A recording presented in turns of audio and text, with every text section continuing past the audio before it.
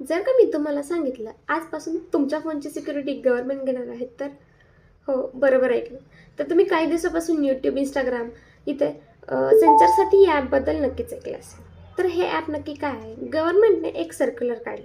February 2026 पासून हे app सर्व फोन्समध्ये प्री इन्स्टॉल येणार आहे आणि ज्या फोनमध्ये नाही आहे त्या फोनमध्ये अपडेटनंतर हे ॲप इन्स्टॉल होणार आहे.